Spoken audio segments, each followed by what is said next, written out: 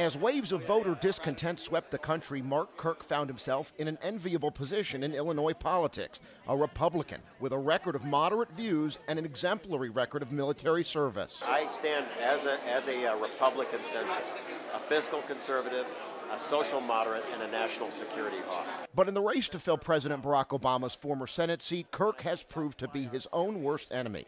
His inconsistent statements about his time in Kosovo and Iraq, Kirk claimed he came under fire, opened the door for Alexei Giannoulias, a former state treasurer. As in races across the country, the airwaves here have been filled with sharp attacks. Mark Kirk lied about going to war, opposed middle-class tax cuts. Mark Kirk's lies are finally going to catch up with him. He's not a leader.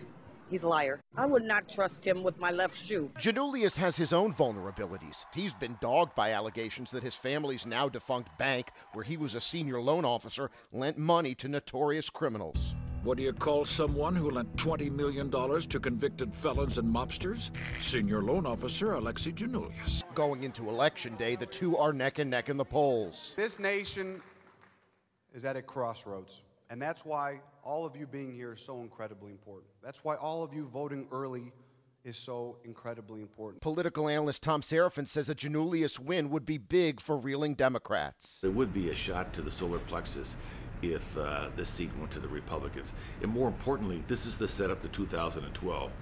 President Obama doesn't want to spend a lot of money in his home state in the 2012 re-election effort.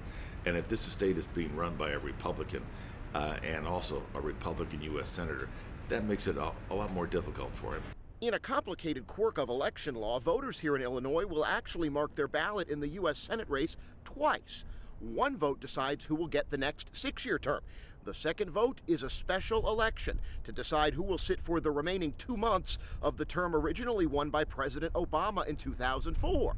Ousted Governor Rod Blagojevich appointed Senator Roland Burris to the seat. That appointment is set to expire. While it's most likely the same candidate will win both votes, there are no certainties in this wild election season.